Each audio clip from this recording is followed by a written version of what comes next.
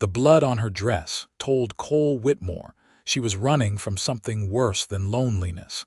And when he climbed into his hayloft that November evening in 1876 to find her curled among the straw with tear-stained cheeks, he knew his solitary life in Coloma, California, was about to change forever. Cole had been tending to his horses when he noticed the barn door slightly ajar, swinging gently in the cold breeze that swept down from the Sierra Nevada foothills. His ranch sat on the outskirts of town, isolated enough that unexpected visitors were rare and usually unwelcome. He had moved here 3 years ago after his family died from fever back in Missouri, seeking the kind of emptiness that matched what he felt inside.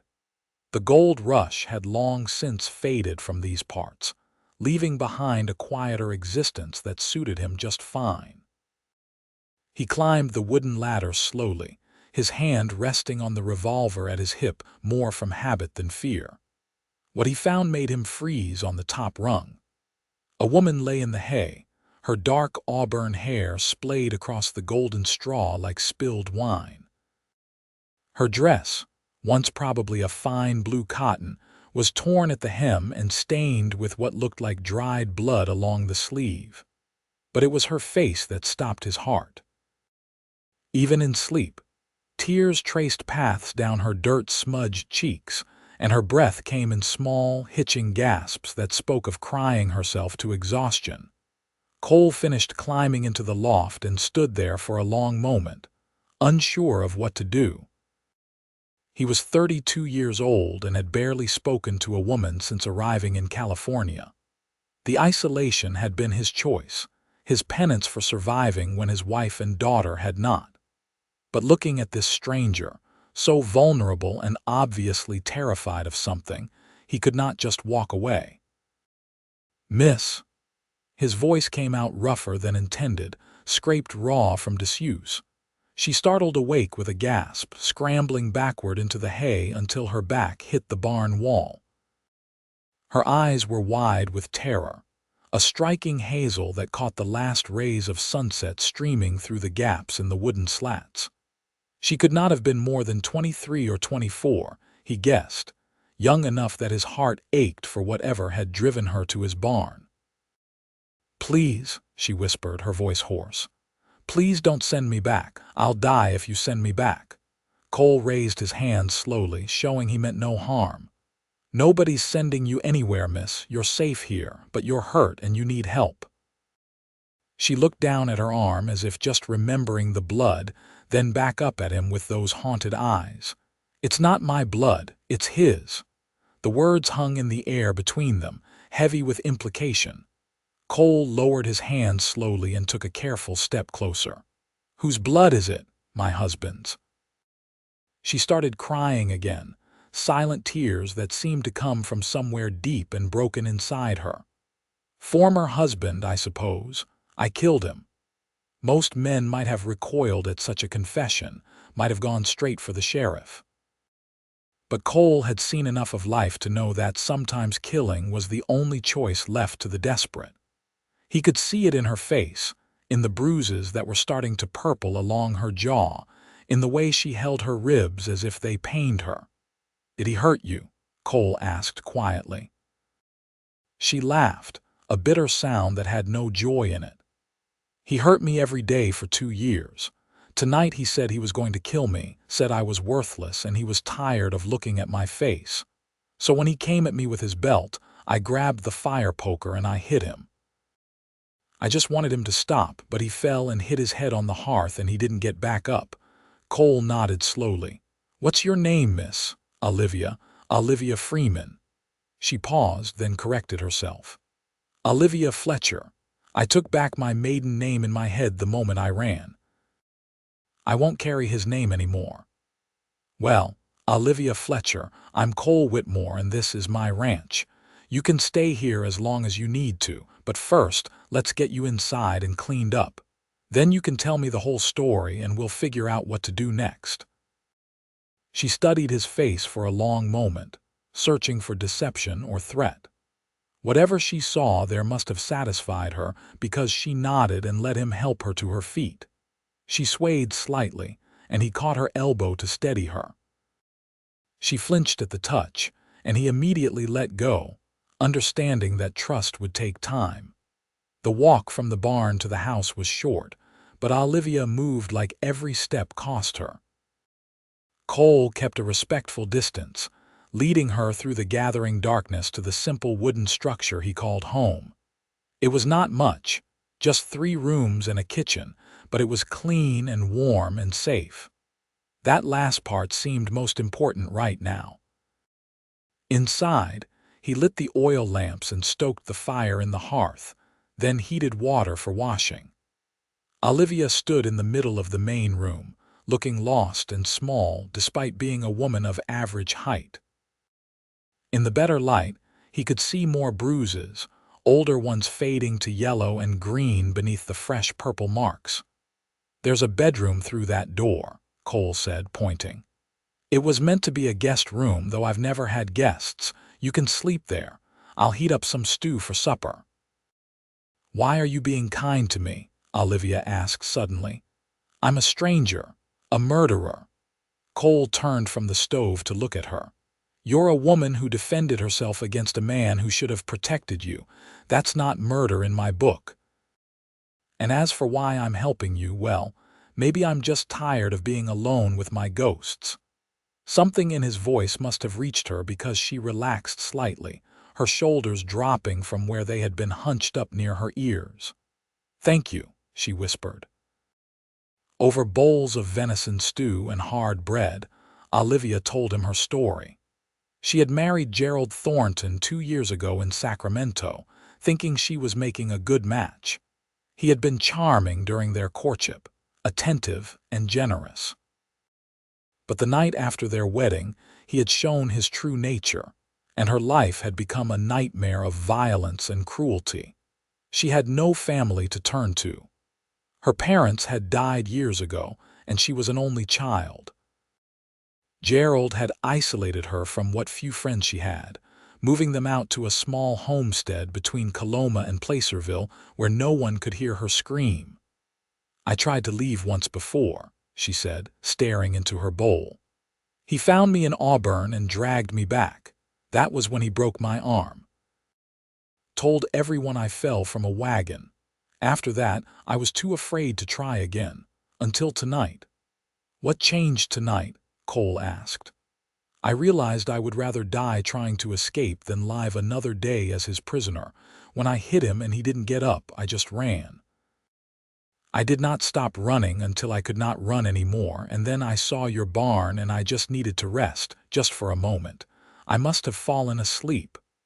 Cole pushed his own bowl aside and leaned forward. "Olivia, you need to understand something. If you killed him, there will be questions. The law will get involved. But if what you are telling me is true, and I believe it is, then you acted in self-defense. Any reasonable person would see that." She shook her head violently. "You do not understand. Gerald's brother is the sheriff in Placerville. His uncle is a judge. They will never believe me over him. They will hang me for this." Cole felt a cold weight settle in his stomach. She was probably right. He had seen enough corruption in his years to know that justice and the law were not always the same thing. "Then we will not tell them where you are. Not yet. First, we need to know if he's actually dead. Sometimes head wounds look worse than they are." "What are you saying?" "I'm saying I'll ride out tomorrow and see what I can find out. If he's dead, we'll figure out our next move.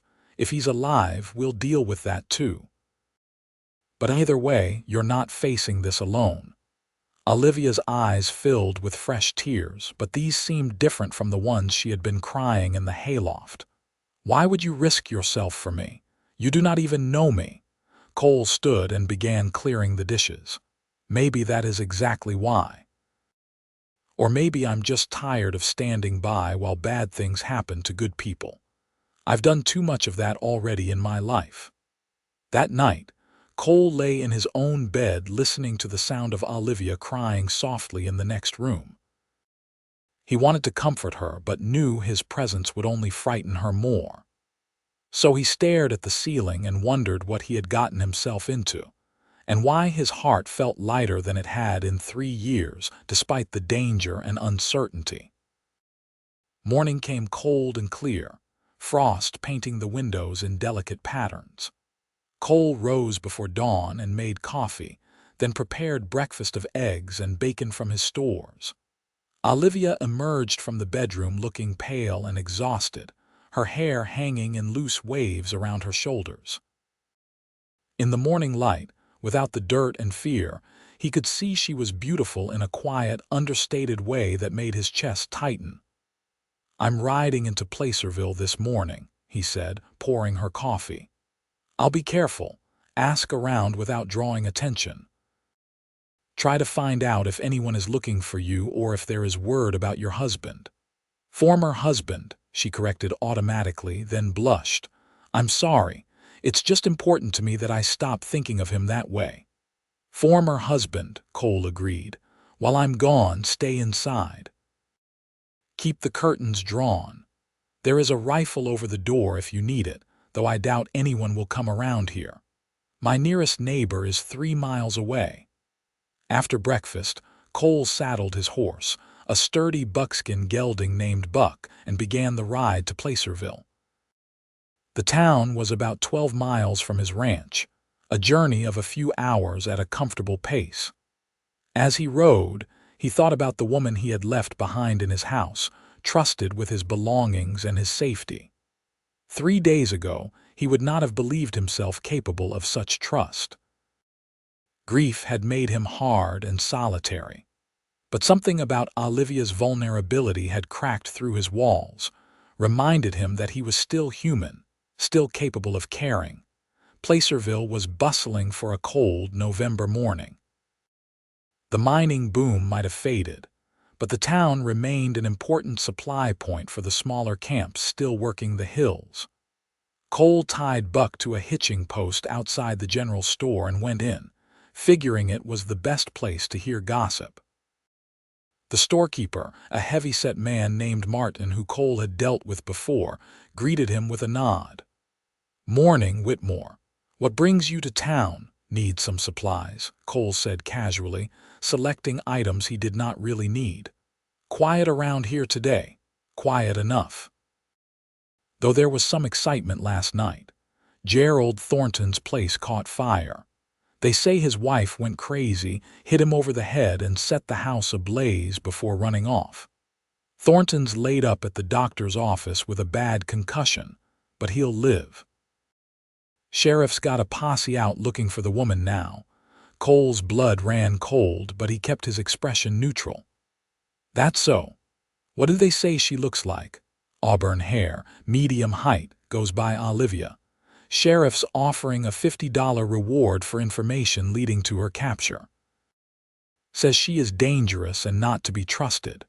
Personally, I always thought there was something off about Thornton.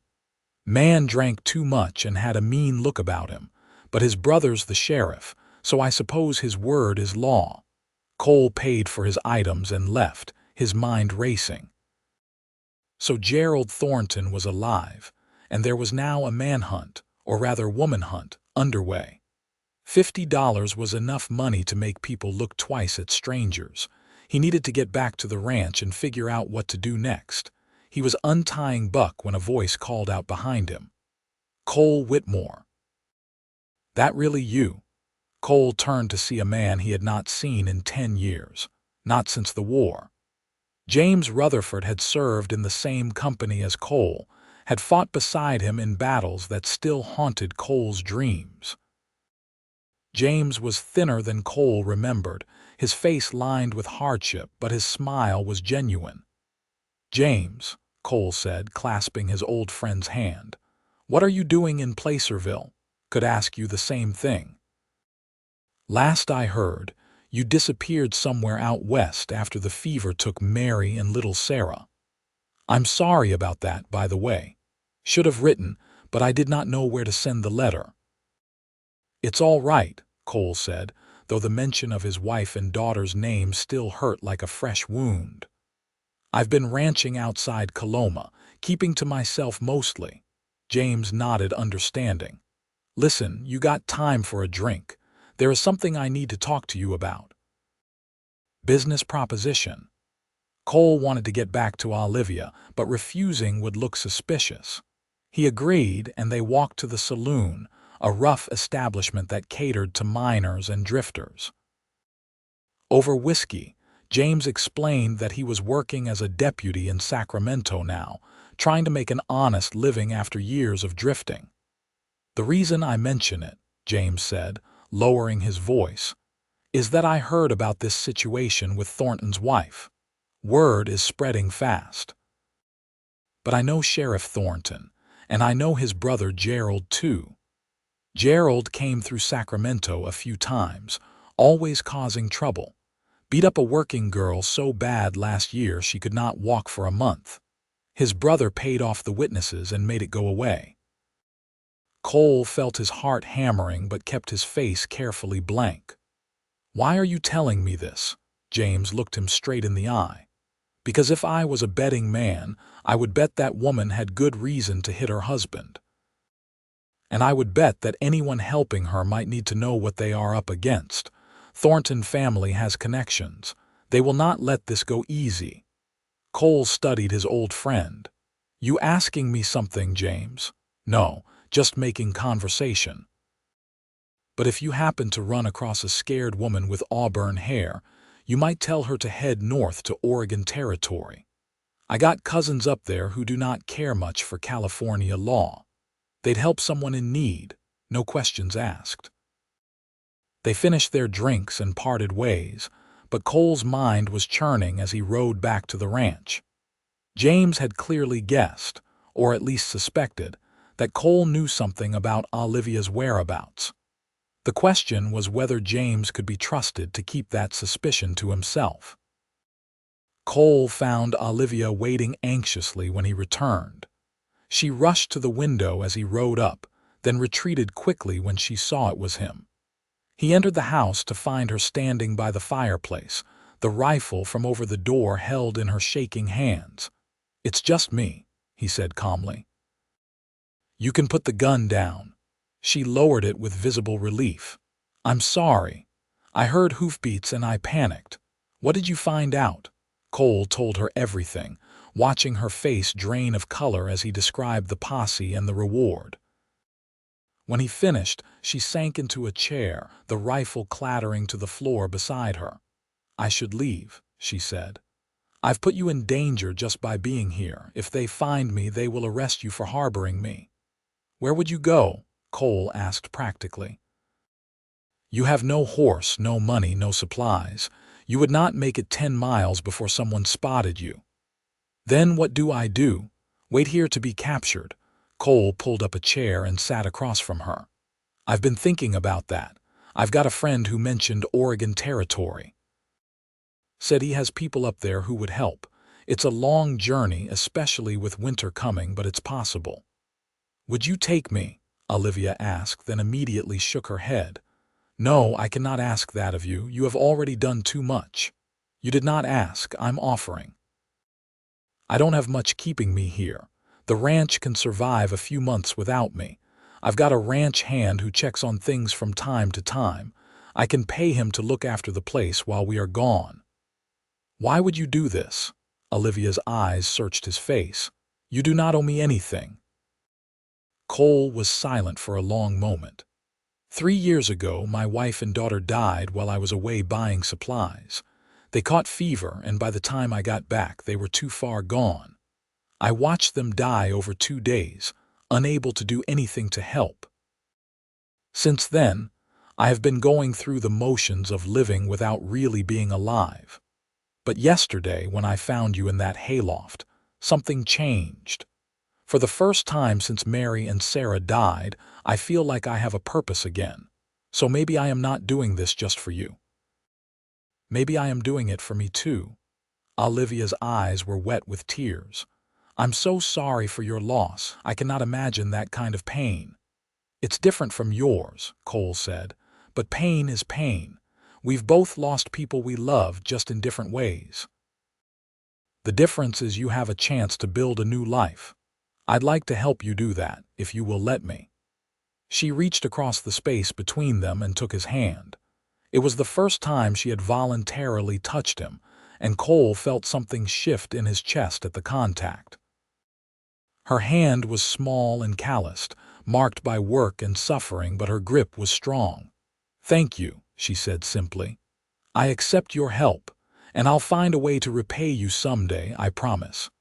They spent the rest of the day preparing for the journey. Cole had a pack horse in addition to Buck, a sturdy mare named Daisy that could carry supplies. He began gathering everything they would need for a winter journey north: blankets, food, ammunition, warm clothes.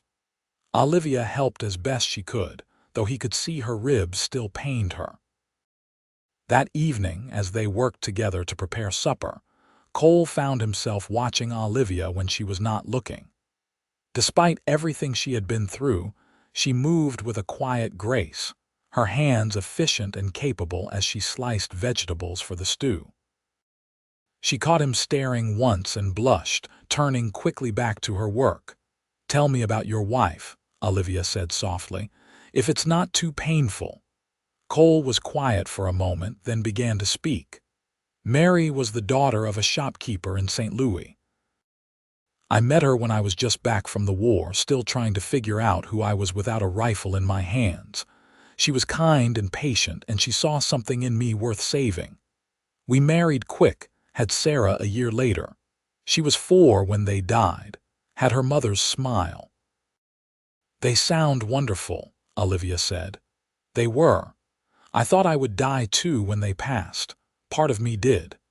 But another part kept going, kept breathing, kept waking up every morning even though I did not want to. I moved out here thinking the emptiness would make things easier. Instead, it just made me more empty." Olivia set down her knife and turned to face him. "I understand that. Gerald killed something in me too, not with fire, poker, or fists, but slowly, day by day, until I did not recognize the person I saw in the mirror. When I ran, I was not just running from him. I was running toward the chance to find myself again. And have you found yourself, I mean?" She smiled, a real smile that transformed her face. "I'm starting to, thanks to you." They left before dawn 2 days later, taking back roads and game trails to avoid the main routes to Oregon. Cole had spent his youth hunting in Missouri, and he knew how to move through wilderness without leaving much trace. The weather held cold but clear, which was a blessing given how exposed they would be on the journey. Olivia proved to be a better traveler than Cole had expected. She never complained about the long hours in the saddle or the cold nights sleeping under canvas.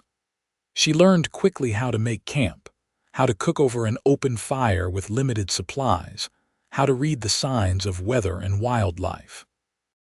Cole found himself enjoying her company more each day, the easy silence that grew between them as comfortable as conversation. They were 5 days out from Coloma, camped in a pine forest near the Feather River, when Olivia finally spoke about her marriage in detail. They were sitting by the fire after supper, the horses picketed nearby, when she began talking, her voice soft and halting. "I want you to understand what my life was like, so you know why I can never go back. Gerald was not always violent. At first, it was just words. He would tell me I was stupid, that I had done something wrong even when I had not. Then it was controlling where I went, who I spoke to. By the time he started hitting me, I was so isolated and confused I did not know which way was up anymore." Cole listened without interrupting, feeding small sticks into the fire. "The worst part was not the pain," Olivia continued. "It was the way he made me doubt my own mind. He would do something cruel and then later deny it happened, tell me I was remembering wrong. After a while, I started to believe him. Started to think maybe I was crazy, maybe I deserved everything he did to me." "You did not deserve any of it," Cole said firmly. "A man who would treat a woman that way is not a man at all." Olivia looked at him across the fire, her eyes reflecting the flames. "You're different from any man I have ever known. You're gentle but not weak, strong but not cruel. I did not know men like you existed." "I'm nothing special," Cole said, uncomfortable with the praise. "Just doing what any decent person would do." "That's where you are wrong. Most people would not have helped me. They would have been too afraid, or they would not have cared enough to get involved. You risked everything to help a stranger. That makes you more than decent. That makes you extraordinary." Cole felt heat rise in his face that had nothing to do with the fire. "You should get some sleep. We have a long ride tomorrow." But that night, as he lay in his bedroll listening to Olivia's quiet breathing from across the fire, Cole admitted to himself what he had been denying for days. He was falling in love with her. It was too soon, too complicated, too dangerous given their circumstances. But his heart did not care about any of that. It only knew that Olivia Fletcher made him feel alive again, made him want to wake up in the morning, made him believe that maybe he deserved a second chance at happiness. The next morning brought their first real trouble. They were breaking camp when Cole heard horses in the distance, moving fast. He immediately began packing faster, helping Olivia mount up. They rode hard for an hour, trying to put distance between themselves and whoever was behind them. But the sounds of pursuit grew closer. "We need to split up," Cole said, pulling Buck to a stop. "They're tracking us, and 2 horses are easier to follow than 1. "No," Olivia said firmly. "I won't leave you to face them alone. You do not have a choice. Listen to me." Cole dismounted and pulled out his map, showing her the route. "Follow this trail north. In about 20 miles, you will hit a trading post run by a man named Chen. Tell him Cole Whitmore sent you and he will help you. I'll lead them off, then circle back and meet you there." "Cole, please." "Olivia, there is no time to argue. You have to go now." He pulled out a pouch of coins and pressed it into her hand. "Take this. If I do not make it to the trading post, keep going north. Find my friend James's cousins in Oregon. Tell them what happened." Tears were streaming down Olivia's face. "I cannot lose you, not after everything." Cole reached up and cupped her face in his hand, wiping away tears with his thumb. It was the most intimate gesture they had shared, and he saw her eyes widen at the contact. "You're not going to lose me, but I need to know you are safe. Please, Olivia, do this for me." She leaned down and kissed him, quick and desperate, her lips warm against his despite the cold morning.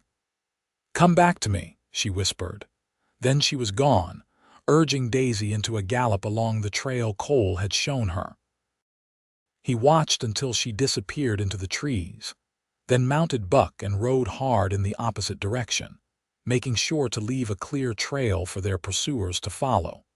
The posse caught up to him an hour later, 4 men on horseback, led by a thick-necked man with a sheriff's badge. Cole recognized Gerald Thornton riding beside him, his head bandaged but his eyes clear and full of hate. "Hold up there," the sheriff called. "We need to talk to you about a fugitive you might have seen." Cole reined in Buck and turned to face them, his hand resting casually near his revolver. "I'm not sure what you are talking about, Sheriff. Don't play games with me. I'm Sheriff Thornton, and this is my brother Gerald. We are looking for his wife Olivia. We've got witnesses that saw a man matching your description buying supplies in Placerville the day after she attacked Gerald. Then you disappeared. Makes a man wonder." "I went on a hunting trip," Cole said calmly. "Been in the mountains for days. Haven't seen anyone." Gerald Thornton urged his horse forward, his face twisted with anger. "You are lying. Where is she? What have you done with my wife?" "I told you I have not seen anyone. But even if I had, I'm not sure I would turn over a woman to a man who beats her half to death." "Those are serious accusations," Sheriff Thornton said, his hand moving to his gun. "You are interfering with the law." "The law," Cole said, his voice hardening. should protect people who cannot protect themselves, not help bullies and cowards terrorize their wives. Gerald went for his gun, but Cole was faster. He drew and fired in one smooth motion, the bullet catching Gerald in the shoulder and spinning him out of his saddle. The sheriff and his deputies drew their weapons, but Cole had already spurred Buck into motion, racing back toward the trees as bullets sang past his head. He rode like hell itself was chasing him, which was not far from the truth. Buck was a strong horse and sure-footed, but 4 horses behind him were strong too, and they had the advantage of not caring if their quarry survived capture. Cole weaved through the trees, using every trick he had learned in the war to evade pursuit. A bullet clipped his arm, burning through his jacket and drawing blood, but he did not slow down. Another shot struck a tree inches from his head, showering him with splinters. He fired back twice, not aiming to kill but to slow them down, and heard a hoarse scream as one of his bullets struck home. The chase went on for miles, a deadly game of cat and mouse through the forest. Cole's arm was bleeding badly now, soaking his sleeve and making his grip on the reins slippery. He could feel himself getting light-headed from blood loss, his vision starting to blur at the edges. But he kept riding, knowing that if he stopped, Olivia would never make it to safety. Finally, blessedly, he heard the sound of rushing water ahead. The American River, swollen with autumn rains. Cole urged Buck toward the sound, bursting out of the trees onto the riverbank. Without hesitation, he plunged into the water, feeling the shock of cold hit him like a physical blow. The current was strong, trying to pull them downstream, but Buck was a good swimmer and Cole held on with the last of his strength. He heard shouting behind him, then the crack of gunfire, but the bullets fell short as the current carried them around a bend and out of sight. They made it to the far bank a quarter-mile downstream, Buck scrambling up the muddy slope with Cole barely conscious on his back. Once they reached solid ground, Cole slid from the saddle and collapsed, the world going gray and distant. He woke to find himself in a small room, lying on a bed that was not his own. His arm was bandaged and the smell of herbs and smoke hung in the air. A face appeared above him, dark-eyed and ancient, belonging to a Chinese man who studied him with professional interest. "You are awake. Good. You lost much blood, but the wound is clean, no infection." The man's English was accented but clear. "Where am I?" Cole tried to sit up, but the room spun and he fell back.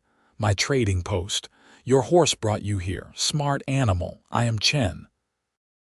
"Chen," Cole repeated, recognition filtering through the fog in his head. "Olivia, is she here?" The woman with red hair. "Yes, she arrived yesterday.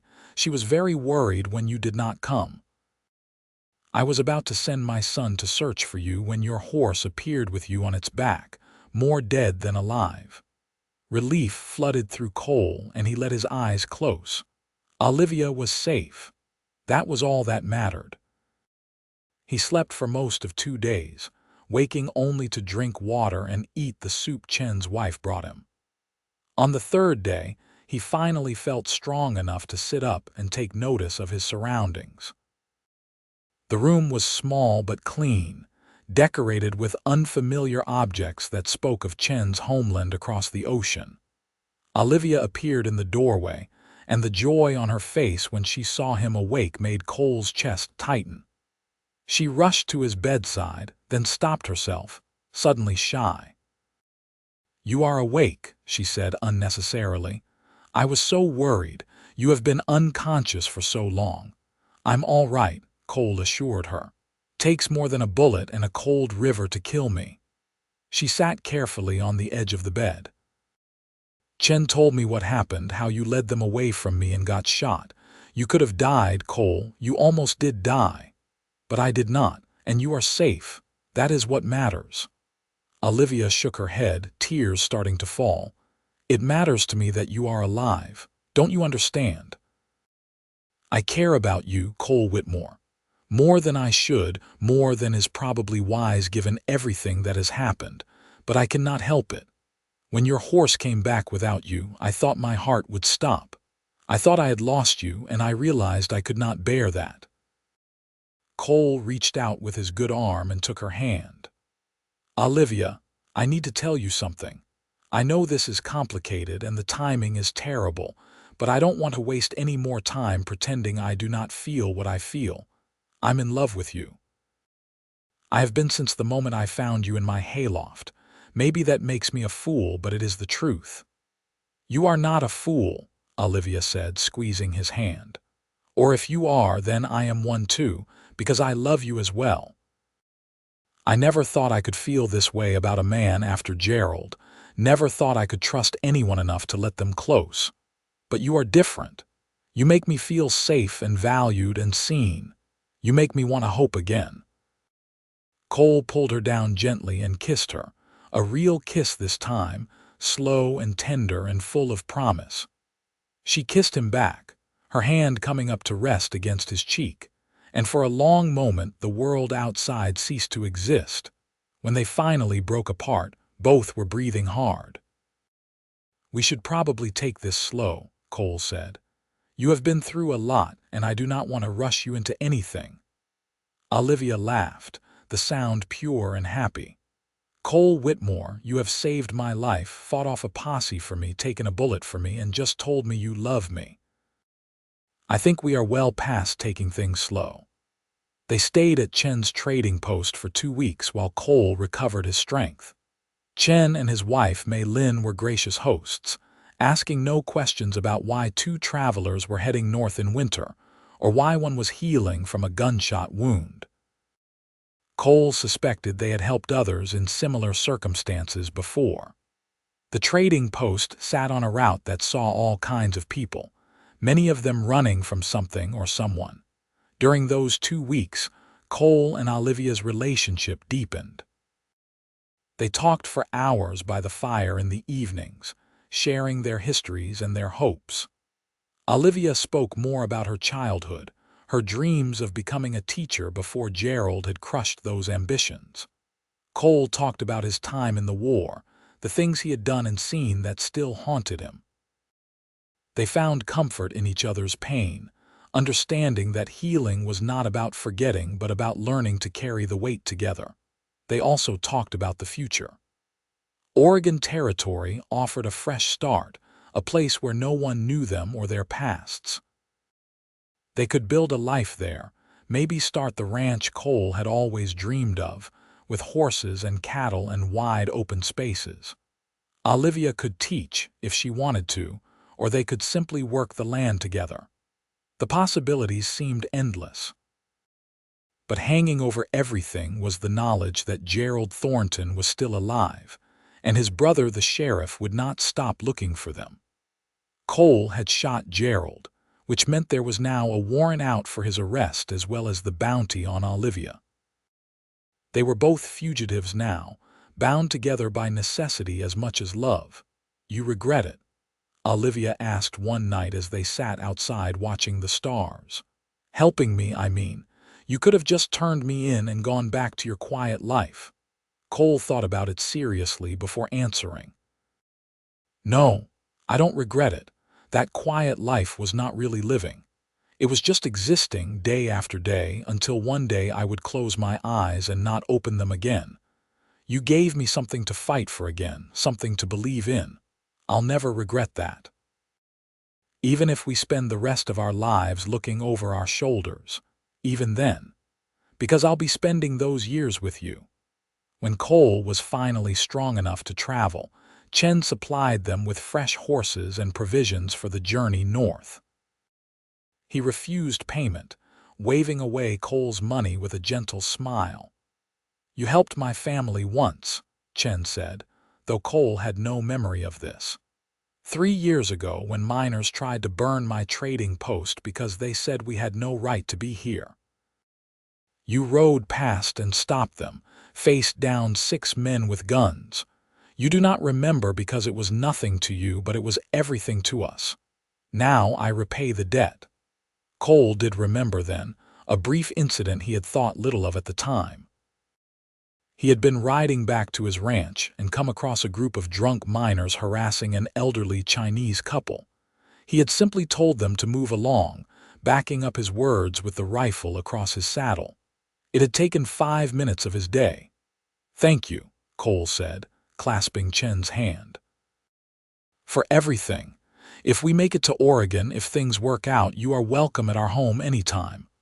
"When you make it to Oregon," Chen corrected gently. "Have faith." They rode north as winter began to settle over the land. Snow fell frequently, turning the world white and clean, covering their tracks even as it made the journey harder. They traveled slowly, carefully, avoiding settlements and sticking to wilderness trails. At night, they huddled together under blankets, sharing warmth and quiet conversation as the fire crackled. One night, about 3 weeks into their journey, Olivia asked Cole to tell her about his perfect day. "If you could live any day exactly as you wanted, with no danger or worry or pain, what would it be like?" Cole stared into the fire, thinking. "I would wake up in a house I built with my own hands. I'd look out the window and see horses grazing in a field, mountains in the distance. I'd have breakfast with someone I loved, just quiet and peaceful, no rush. Then maybe I'd work with the horses, train them, care for them. In the evening, I'd sit on the porch and watch the sunset, knowing that tomorrow would be much the same. Nothing dramatic, nothing exciting, just peaceful." "That sounds wonderful," Olivia said softly. "Can I be in this perfect day? The someone you love?" Cole turned to look at her, her face gilded by firelight. "You are in every perfect day I imagine now. I cannot picture a future without you in it." She moved closer, resting her head on his shoulder. "Tell me we'll make it to Oregon. Tell me we will have that peaceful life you described." "We will make it," Cole promised. "I'll make sure of it." But the universe, it seemed, had other plans. 2 days later, they were riding through a narrow canyon when they heard horses behind them. The posse had found them again, somehow tracking them through the snow and wilderness. Cole cursed under his breath and urged their horses faster, but the canyon walls limited their options. "We need to get to higher ground," Cole said. "Find a place we can defend. We cannot outrun them." They scrambled up a rocky slope, leading their horses as fast as they dared. Near the top, they found a small cave, barely large enough for the horses but defensible. Cole positioned Olivia and the horses deep inside, then took up position at the entrance with his rifle. The posse arrived an hour later, 6 men now, including Sheriff Thornton and Gerald. They had picked up reinforcements somewhere along the trail. Cole watched them search the canyon, saw the moment they spotted the tracks leading up the slope. Sheriff Thornton pointed and shouted orders, and the men began to dismount. "Cole Whitmore," the sheriff called up. "Come out. You are under arrest for assault, kidnapping, and obstruction of justice. Send the woman down and maybe we will go easy on you." "How about you turn around and go home?" Cole shouted back. "The woman is not going anywhere with you, and neither am I. Then we will come up there and take you both. Don't make this harder than it has to be." "It's already hard," Cole muttered. He turned to Olivia, who stood pale but determined beside him. "Listen to me. There is another way out of this cave, a narrow passage in the back. Chen told me about it. If things go bad here, I want you to take it. Follow it until you reach the main trail, then ride north as fast as you can." "I am not leaving you," Olivia said fiercely. "We stand together or not at all." "Olivia, no. I've spent 2 years being powerless, watching bad things happen and not being able to stop them. I will not be powerless again. I can shoot a rifle. My father taught me. Give me a gun and let me help." Cole looked at her for a long moment, seeing the strength beneath her fear, the steel that Gerald Thornton had tried but failed to break. Finally, he nodded and handed her his revolver. "Stay behind cover. Don't take chances. The first man started up the slope, and Cole fired a warning shot that sent rocks cascading down around him. The man retreated quickly. For the next hour, it was a stalemate. The posse could not get up the slope without exposing themselves to Cole's rifle, but Cole and Olivia could not leave without being shot. The sun began to set, turning the snow pink and gold. "We can wait you out," Sheriff Thornton called. "You've got to sleep sometime, and when you do, we will come up there." "Or you could just leave," Cole suggested. "Tell your brother to let his wife go and find himself someone he will treat better." "She's my property," Gerald shouted, his voice shrill with anger. "She has no right to leave me. And she has no right to attack me in my own home." "I was defending myself," Olivia shouted back, surprising everyone including Cole. "You were going to kill me, Gerald. You said so yourself. You told me you were tired of looking at my face, tired of keeping me alive." "I did what I had to do to survive." "You are a liar and a whore," Gerald screamed. "I gave you everything and you repaid me with violence. You deserve to hang." "The only thing you gave me," Olivia said, her voice shaking but clear, "was pain and fear and shame, but I'm not afraid anymore. I would rather die free up here than go back to being your prisoner." Cole squeezed her hand, proud of her courage, but he knew their situation was growing desperate. They had food and water for maybe 3 days if they rationed carefully. The posse could afford to wait them out. Unless something changed, this cave would become their tomb. As darkness fell, Cole and Olivia took turns keeping watch. Cole took the first shift, letting Olivia sleep wrapped in blankets near the horses. He sat at the cave entrance, rifle across his knees, watching the posse's campfire below. They had settled in for the night, clearly planning to wait. Cole was considering their options, none of them good, when he heard a sound behind him. He turned to see Olivia awake, moving to sit beside him. "Could not sleep," she said quietly. "Too much thinking." "About what?" "About how I never imagined my life would turn out like this.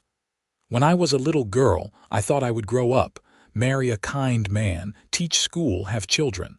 Simple dreams. Instead, I married a monster, became a fugitive, and fell in love with a man I barely know while hiding in a cave from people who want to kill me." "When you put it that way, it does sound rather dramatic," Cole said with a slight smile. Olivia laughed softly. "It does it not?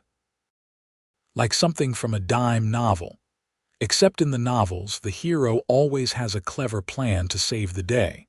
"What's our clever plan, Cole?" He was quiet for a long moment. "I've been thinking about that. If I surrender, maybe they will let you go. You could tell your story, testify about what Gerald did to you. Maybe people would believe you." "No," Olivia said immediately. "We already talked about this. Gerald's brother is the sheriff. His uncle is a judge.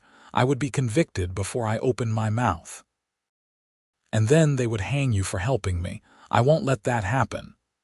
"So what do we do?" Olivia took a deep breath. "We wait for our chance and we take it. Either they will get impatient and make a mistake, or we will find an opening. But we do it together. Promise me, Cole. Whatever happens, we face it together." Cole pulled her close, wrapping his arm around her shoulders. "Together," he agreed. They sat like that through the long night, taking comfort in each other's presence. As dawn broke cold and gray, Cole saw movement in the posse camp. The men were stirring, preparing for another day of the siege. But something had changed. There were only 4 horses now instead of 6. 2 men had left during the night. Cole pointed this out to Olivia. "They have split up. Probably sent men to get more reinforcements or circle around to find the other entrance to this cave." "Then we need to move," Olivia said. "Now, while we still have a chance." Cole agreed. They quickly saddled the horses and prepared to leave, taking only what they could carry easily. Cole led the way to the back of the cave, where the narrow passage Chen had described opened into darkness. It was barely wide enough for the horses, and they had to lead them single file through the tight space, the rock walls pressing close on either side. The passage went on for what felt like hours, though it was probably only 30 minutes. Finally, they emerged into daylight on the far side of the mountain, the trail visible below them just as Chen had promised. They mounted quickly and rode hard, putting as much distance as possible between themselves and the cave. They rode for 3 days straight, stopping only when the horses absolutely needed rest. Cole's wounded arm throbbed constantly, and he could see exhaustion pulling at Olivia's features, but neither of them suggested stopping. They pushed north, into colder weather and deeper snow, following Chen's directions toward the Oregon border. On the 4th day, they crested a rise and saw the Columbia River Valley spread before them, vast and beautiful. Oregon territory. They had made it. Cole felt something loosen in his chest, a tension he had been carrying since the moment he found Olivia in his hayloft. "We made it," Olivia breathed, her voice full of wonder. "We actually made it." They found James Rutherford's cousins in a small settlement near the Columbia River, a collection of homesteads clustered together for mutual protection. The cousins, Dan and Ellen Fairchild, welcomed them with open arms, asking no questions about why they had arrived in winter or why they both looked like they had ridden through hell. "Any friend of James is family to us," Ellen said warmly, showing them to a small cabin they could use. "You stay as long as you need." Over the next few weeks, Cole and Olivia began to settle into their new life. The Fairchilds helped Cole file a land claim on a beautiful piece of property with a creek running through it and good grazing for horses. Olivia began teaching the settlement children their letters, finding joy in work she had thought lost to her forever. Slowly, carefully, they began to build the peaceful life Cole had imagined by the fire, but the shadow of their past still loomed. Cole knew it was only a matter of time before Gerald and his brother found them. Men like that did not give up easily, especially when their pride was wounded. He started building defenses around their property, teaching Olivia more about shooting and fighting. If they came, he wanted to be ready. Spring arrived, melting the snow and turning the world green. Cole and Olivia's cabin was finished, a simple but sturdy structure with 2 rooms and a porch facing the mountains. They had a small herd of horses now, the beginning of the ranch Cole had dreamed of. In the evenings, they would sit on that porch and watch the sunset, talking about their plans and hopes. One evening in late April, Cole asked Olivia to marry him. It was not a dramatic proposal, no grand gestures or flowery speeches. They were sitting on the porch after supper, and he simply turned to her and said, "I want to marry you if you will have me. I know you are still technically married to Gerald in the eyes of the law, but out here we can start fresh.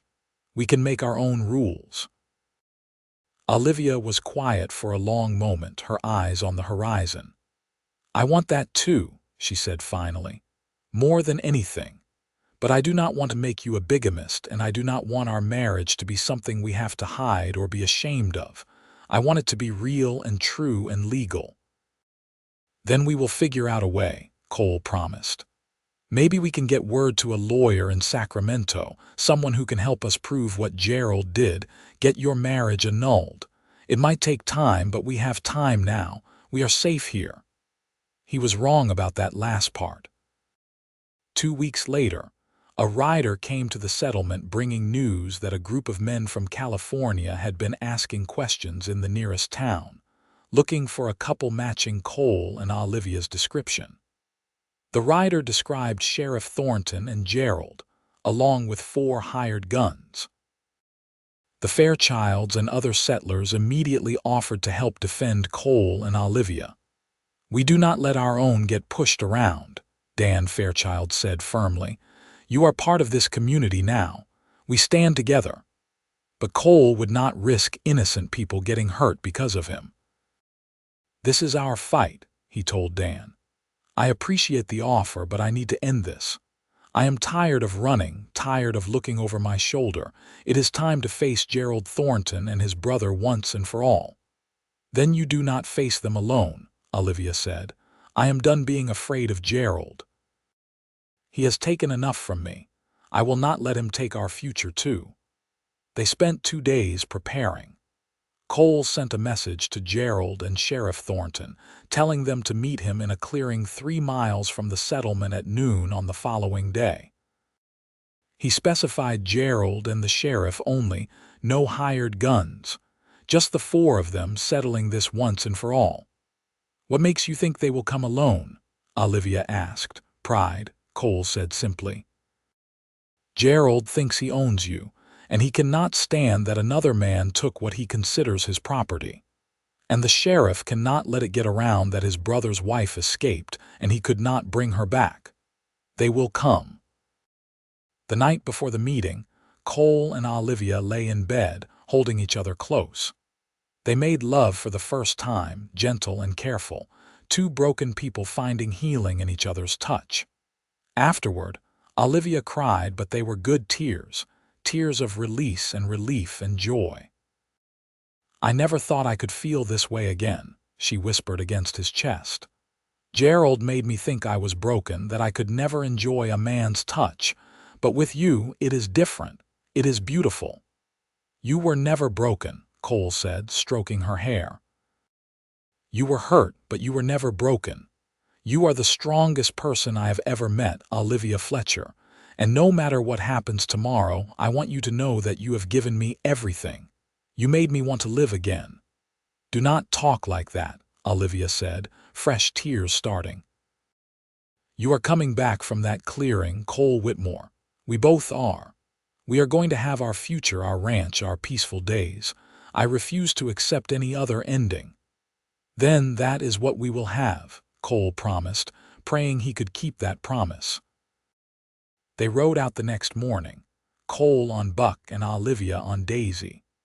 The Fairchilds and a dozen other settlers followed at a distance, refusing to let them face this completely alone even though they stayed out of sight. The clearing Cole had chosen was large and open, offering no cover for ambush. If this went bad, it would be a straight fight. Gerald and Sheriff Thornton were already there when Cole and Olivia arrived, sitting on their horses at the far end of the clearing. Up close, Cole could see the damage his bullet had done to Gerald's shoulder. The man's left arm hung uselessly at his side and his face was twisted with pain and rage. "You came," Sheriff Thornton said, his hand resting on his gun. "I am surprised. I figured you would run again." "We are done running," Cole said. "This ends today one way or another." "You are right about that," the sheriff agreed. "You are both under arrest. You are coming back to California to stand trial." "No," Olivia said clearly. "I am not going anywhere with you. Gerald is a monster who beat me and tried to kill me. I defended myself, and I will testify to that in any court in this territory. But I will never set foot in California again, where his family can rig the trial."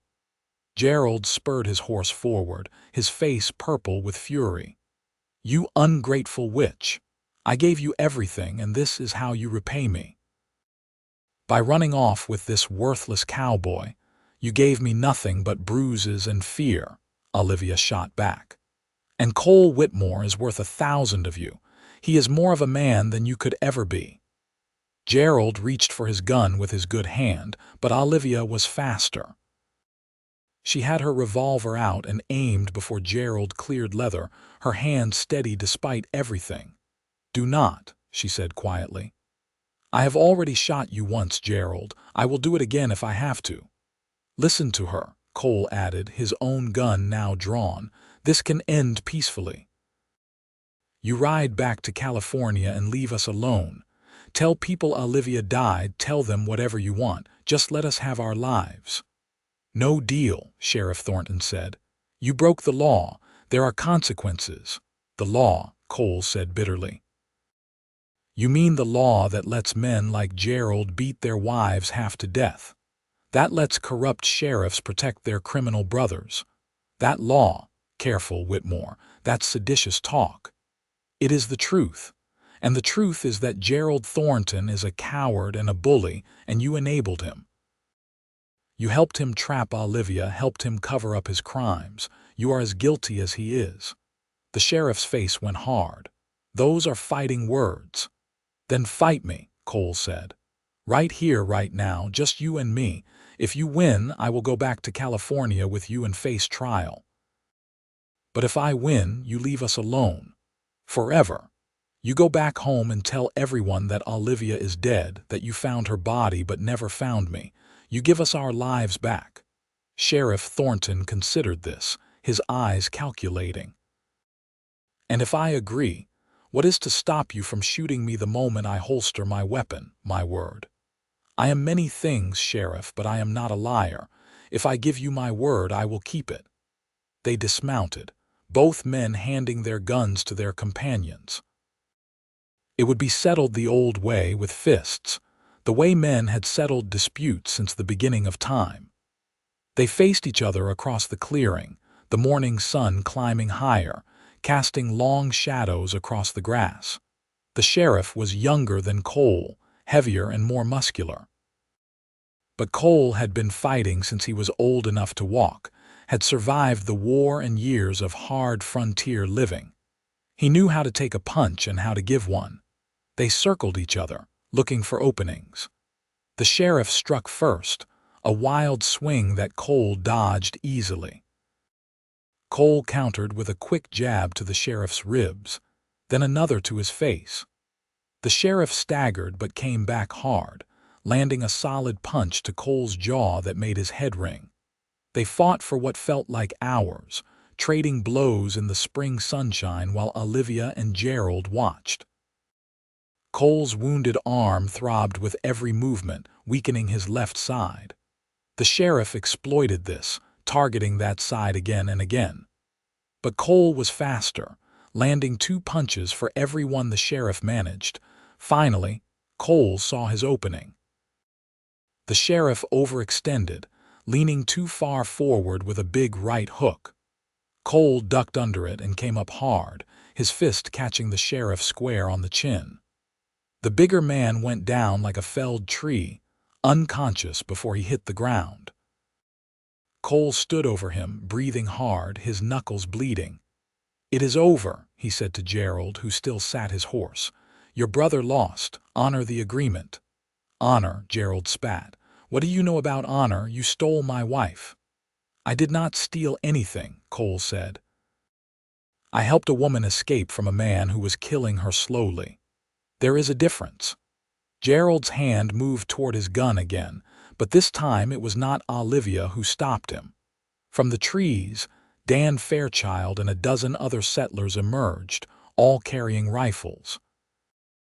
They had been watching the whole time, making sure the sheriff and Gerald kept their word.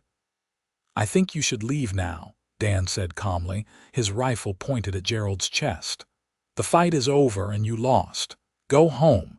Forget you ever knew these people." For a long moment, Gerald looked like he might argue, might try to fight despite the odds. Then something in him broke. Cole saw it happen, saw the moment when Gerald realized he had lost everything, his wife and his pride. He slumped in his saddle, suddenly looking old and defeated. "Keep her," he said bitterly. "She was never worth the trouble anyway." He dismounted and pulled his brother across his horse, then mounted his own. Without another word, he rode off, disappearing back toward California. The settlers watched until he was out of sight, then turned to Cole and Olivia with smiles and cheers. "I think that is the last we will see of them," Dan said, clapping Cole on the shoulder. "Well done." Cole barely heard him. He was already moving toward Olivia, who had dismounted and stood waiting. They met in the middle of the clearing, and Cole swept her into his arms, holding her tight as she cried against his chest. "It is over," he whispered into her hair. Really over. We are free. Free, she repeated, tasting the word. I never thought I would be able to say that and mean it. They rode back to the settlement in a daze, barely believing their ordeal was truly finished. That evening, the Fairchilds threw a celebration, the whole community gathering to congratulate Cole and Olivia on their victory. There was music and dancing and more food than Cole had seen since before the war. But Cole and Olivia slipped away early, needing to be alone, needing to process everything that had happened. They walked back to their cabin hand in hand, the stars bright overhead, the sound of celebration fading behind them. What do we do now? Olivia asked as they stood on their porch looking out at the land that was now truly theirs. Now, Cole said, we live. We build our ranch. We teach our children. We wake up every morning grateful to be alive and together. We have the peaceful life we both dreamed of. Our children, Olivia repeated with a smile. I like the sound of that, though we should probably get married first. About that, Cole said, I talked to the territorial magistrate yesterday. He said that since Gerald agreed to let you go, since he said you could keep you, that amounts to an abandonment of the marriage. He can write up papers dissolving the union and we can get married proper.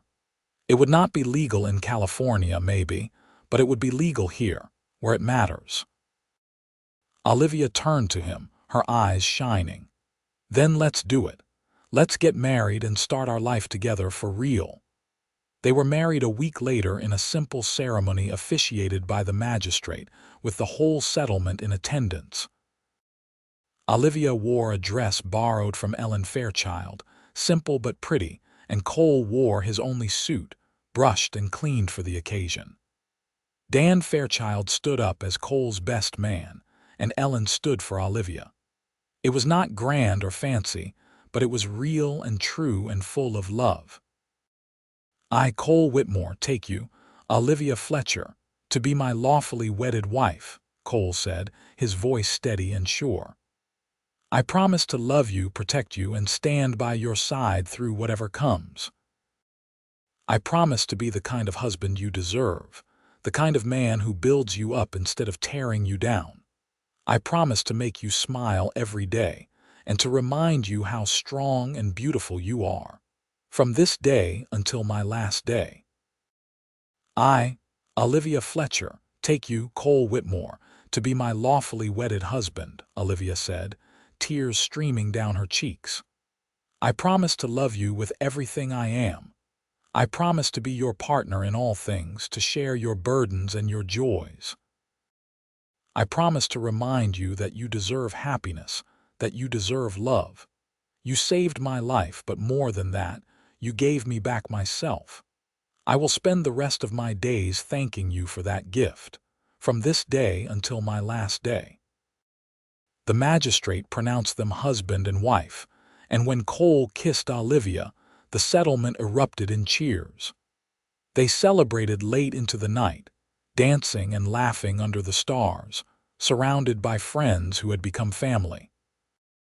That night in their cabin, Cole and Olivia began their married life together. They made love slowly, tenderly, two people who had found each other in the darkness and chosen to walk into the light together. Afterward, they lay tangled together, talking quietly about their future. How many children do you want? Olivia asked, tracing patterns on Cole's chest. As many as you will give me, Cole said. Though I confess I do not know much about raising children. Sarah was only 4 when she died.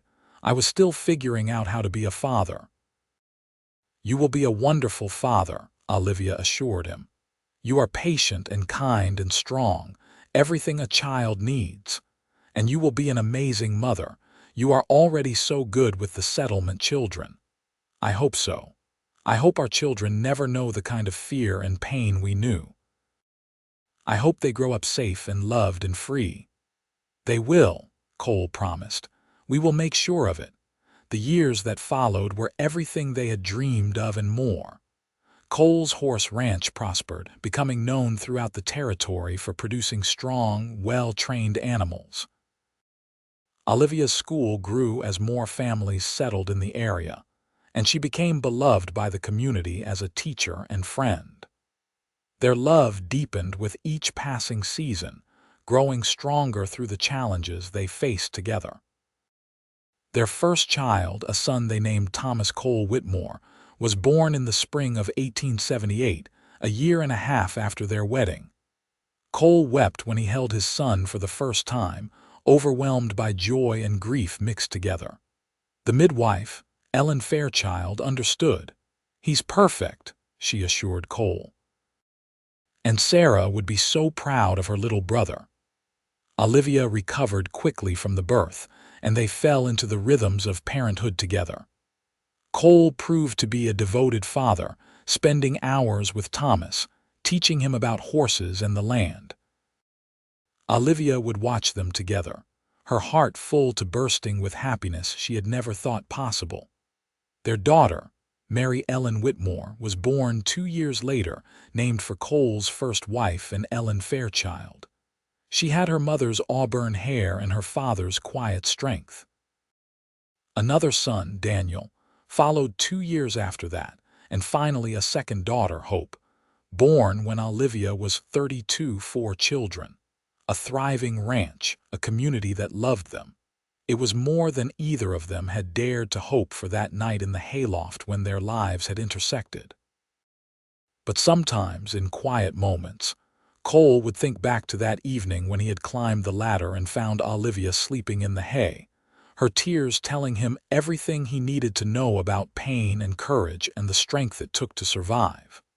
"What are you thinking about?" Olivia asked one evening.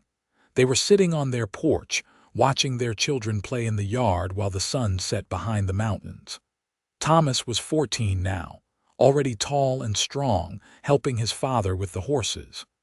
Mary Ellen was 12, serious and studious like her mother. Daniel was 10, wild and laughing, and Hope was 8, the baby of the family, still small enough to climb into her father's lap. "I was thinking about the night I found you," Cole said honestly. "About how finding you changed everything for me, saved me really." "I think we saved each other," Olivia said, leaning against his shoulder. "I was running from death and you were already half dead inside. We gave each other reasons to live. Do you ever regret it? The choices you made that night?" Olivia looked out at their children, at the home they had built, at the life they had made together. "Not for a single moment. Gerald took 2 years of my life, but you gave me everything after. You gave me freedom and love and this beautiful family. How could I regret any of that?" Hope came running up to the porch then, breathless and laughing. "Papa, Mama, come see what Danny did. He taught Thunder to jump over the fence." Cole and Olivia exchanged a look, half amused and half exasperated. Daniel was always getting into some kind of mischief. They stood and followed Hope to the corral, where sure enough, their 10-year-old son was riding one of the young horses over a low fence while Thomas stood by looking both impressed and concerned. "Daniel James Whitmore," Olivia called. "Get down from that horse right now before you break your neck." "But Mama, I am being careful," Daniel protested even as he obeyed. "Careful is not attempting jumps without your father's supervision," Cole said, but his tone was more amused than angry. "Though I have to admit, that was a good jump. Maybe we will work on it together tomorrow properly." Daniel's face lit up and he threw his arms around his father. "Thank you, Papa." After the children were in bed that night, Cole and Olivia returned to the porch, their favorite place to sit and talk. Olivia rested her head on Cole's shoulder, comfortable and content. "You think they will understand someday?" Olivia asked quietly. "The children, I mean. When they are old enough, should we tell them about how we met, about what I ran from?" Cole considered this carefully. "I think we tell them the truth when they are old enough to understand it. We tell them that sometimes the world is cruel, but that it is worth fighting for happiness anyway. We tell them that their mother is the bravest person I have ever known, and that she chose life and love over fear and death. We tell them they are born from courage and hope, and that is the greatest inheritance we can give them. "You always know exactly what to say," Olivia said, tears in her eyes. "I have had good practice. Been saying things to make you smile for years now." They sat in comfortable silence, watching the stars come out one by one. The night was cool but not cold, filled with the sounds of crickets and distant owls. From inside the house, they could hear the quiet breathing of their children, safe and peaceful in their beds. "Cole," Olivia said after a while. "Yes, I love you. I know I say it all the time, but I want to make sure you never forget it. You are everything to me. My hero, my partner, my best friend. I could not imagine my life without you." Cole turned and kissed her, soft and sweet. "I love you too, Olivia Whitmore." From that first moment in the hayloft to this moment, right now, to every moment that is coming. You are my heart, and you always will be. As the years continued to pass, their love story became legendary in their community. People would point to Cole and Olivia as proof that even the darkest beginnings could lead to the happiest endings. Young couples would seek their advice, and Cole and Olivia would always tell them the same thing. Love is a choice you make every day, to stand by someone, to fight for them, to build a life together even when it is hard. When Cole was 54 and Olivia was 46, they became grandparents for the first time. Thomas, who had married a sweet-natured girl named Rebecca, presented them with a grandson they named Cole Thomas Whitmore. Holding his grandson, Cole felt the circle of life complete in a way he had not expected. He had lost a daughter once, lost his first chance at family. But here, in this new life, in this tiny baby with his name, was proof that love and hope could outlast pain and loss. "What are you thinking, old man?" Olivia teased, though she too had tears in her eyes as she watched her husband with their grandchild. "I am thinking that I am the luckiest man alive," Cole said. "And I am thinking about a night 22 years ago when I climbed into my hayloft and found an angel sleeping in the straw. I was hardly an angel. I was a mess, covered in blood and tears. But those tears told me everything I needed to know. They told me you had suffered but survived. They told me you were strong enough to run when you needed to, strong enough to fight for your life. They told me you were worth saving, worth fighting for. They told me my future was lying right there in my barn, if I was brave enough to reach for it." Olivia came and stood beside him, looking down at their grandson. "And were you brave enough?" "I must have been," Cole said, "because here we are. A family, a legacy, a lifetime of love. All because I chose to climb that ladder instead of walking away." "All because we chose each other," Olivia corrected. "Every day, through everything, we kept choosing each other. That is what made the difference." They stood there together, 3 generations of the Whitmore family in one room, and Cole felt peace settle over him like a warm blanket. The ghosts of his past, Mary and Sarah, no longer haunted him with guilt and grief. Instead, they felt like gentle presences watching over him, glad that he had found happiness again. He hoped they knew, wherever they were, that he had never forgotten them, but that he had also learned to live again. More grandchildren followed over the years. Mary Ellen married a doctor and moved to Portland but visited often with her 3 children. Daniel, true to his adventurous nature, became a horse trader and traveled throughout the West before finally settling down with a woman he met in Montana. They had 2 children and eventually moved back to Oregon to be near family. Hope, the baby, surprised everyone by becoming a lawyer, fighting for women's rights and justice. She married another lawyer and had 1 daughter who she named Olivia after her mother. Cole and Olivia grew old together, their hair turning gray, their steps slowing. But their love never diminished. If anything, it grew stronger, refined by time and tested by trials. They still sat on their porch every evening, watching the sunset, talking about their day and their memories. On their 40th wedding anniversary, the whole family gathered for a celebration.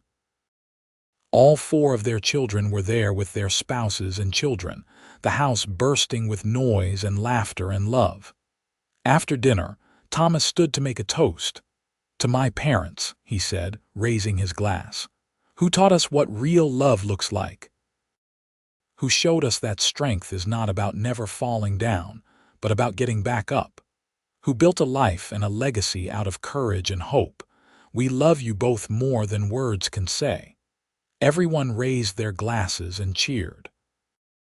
Cole and Olivia stood, holding hands, looking out at the family they had created. Cole thought about that night 40 years ago, how broken they both had been, how impossible happiness had seemed.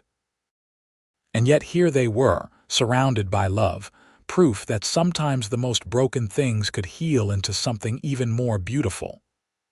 "I want to say something too," Olivia said, her voice still strong despite her years. "Many of you know part of our story, but I want to make sure you understand all of it. Your father saved my life when we met. But more than that, he gave me back my life. He reminded me that I was worth saving, worth loving. He showed me that I was strong enough to survive and brave enough to hope. Everything we built, everything we have, starts with the choice he made that night to help a stranger in his barn. That one act of kindness, that one decision to care, changed everything. So I want you all to remember that when you see people who need help, when you see suffering or fear or pain. One act of kindness can change a life. One choice to care can create all of this." She gestured to their family. "It's a lesson worth remembering." There was not a dry eye in the room. Hope came forward and hugged her mother, then her father. "Thank you," she whispered, "for everything. For fighting for each other, for us. For showing us what love should be." As the evening wound down and family members began heading to bed, Cole and Olivia found themselves alone on the porch once more. The stars were brilliant overhead, the night peaceful and perfect. "Can you believe this is our life?" Olivia asked, still amazed after all these years. "Sometimes no," Cole admitted. "Sometimes I wake up and expect to find myself back in my empty cabin, alone with my grief. And then I see you and I remember this is real. This is our reward for being brave enough to reach for it." "You think everyone who suffers finds their happy ending?" Olivia asked. "Or are we just the lucky ones?" Cole thought about this seriously. "I think everyone has the chance for a happy ending, but not everyone takes it. We were lucky, yes. Lucky that our paths crossed, lucky that we survived the dangers that came after. But we also made choices. You chose to run that night instead of accepting death. I chose to help instead of turning away. We chose to fight for each other instead of giving up. Luck gave us the opportunity, but we created the ending. That is very wise, husband of mine. I have had 40 years to think about it." They sat in silence for a while, comfortable and content. Finally, Olivia spoke again. "Cole, I need to tell you something. I went to the doctor in Portland last month when we visited Mary Ellen." Cole felt his heart skip. "Are you all right?" "I am fine, or as fine as a woman of 66 can expect to be. But the doctor said my heart is not as strong as it used to be. Nothing immediately dangerous, but he said I should prepare myself and you for the fact that I probably do not have as many years left as we might hope." Cole felt like the ground had dropped out from under him. How long? He could not say for sure. Maybe 5 years, maybe 10. Maybe longer if I am lucky. "But Cole, I need you to promise me something.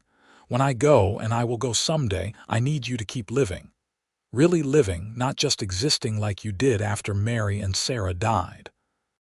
Promise me you will stay connected to our children and grandchildren, that you will keep running the ranch, that you will keep sitting on this porch and watching the sunsets. Promise me you will not retreat into loneliness again." "Olivia, promise me," she insisted, taking his hand.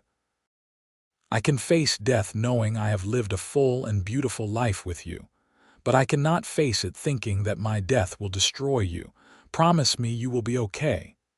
Cole pulled her close, holding her tight. "I promise, though I cannot imagine this life without you in it. You are the reason for everything." "No," Olivia said gently. "I am part of the reason, but not all of it. You have children who need you, grandchildren who adore you. You have a ranch to run and horses to train. You have a life beyond me, Cole. I just helped you see it." The doctor was wrong about the timeline.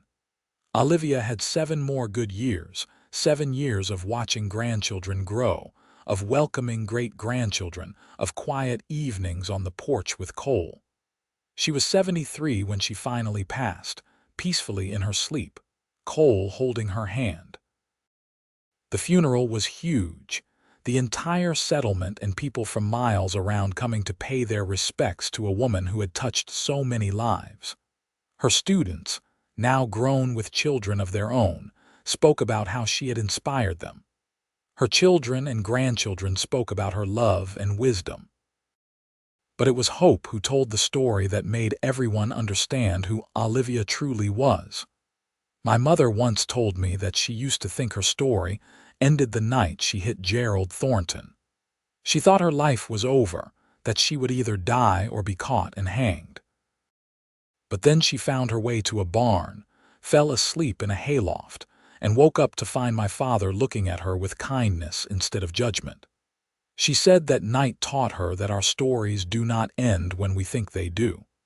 They continue as long as we have the courage to keep writing them. My mother was the bravest person I ever knew because she kept writing her story even when everything seemed hopeless. And she wrote such a beautiful story in the end. We are all part of that story, all of us here. We are her legacy, the proof that courage and hope can overcome anything." After the funeral, after everyone had left, Cole stood alone at Olivia's grave. He had planted it on a hill overlooking their ranch with a view of the mountains and the sunset. The headstone read, "Olivia Fletcher Whitmore, beloved wife, mother, grandmother, teacher, and friend. She chose love over fear and changed the world. I do not know how to do this without you," Cole said to the stone.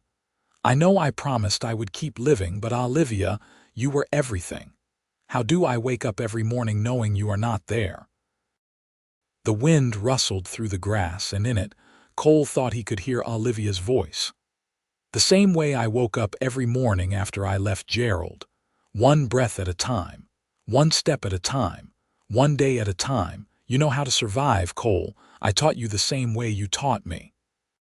Cole stayed true to his promise. He kept running the ranch with Thomas's help. He spent time with his grandchildren and great-grandchildren, teaching them about horses and life. He sat on the porch every evening, watching the sunset, sometimes talking to Olivia as if she were still there beside him. And maybe, in a way, she was.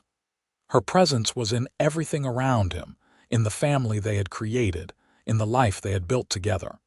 He lived to be 87 years old, finally passing peacefully in his sleep just as Olivia had. His children found him in his bed with a smile on his face, and on his chest was a letter he had written to be read after his death. Thomas read it at the funeral, his voice breaking with emotion. "My dearest family," the letter began.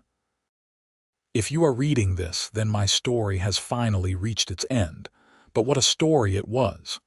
I lived 2 lives, really. The first ended when Mary and Sarah died, and I thought that was all there was for me. But then I found Olivia in my hayloft, and my second life began.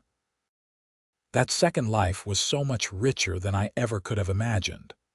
Olivia taught me that it is never too late to start over, never too late to hope, never too late to love. She turned my empty house into a home, my lonely existence into a life worth living. We built all of this together, this family, this legacy. You are proof that from the darkest moments can come the brightest joys. I want you to remember that when you face your own dark moments. There is always hope. There is always the possibility of a new beginning.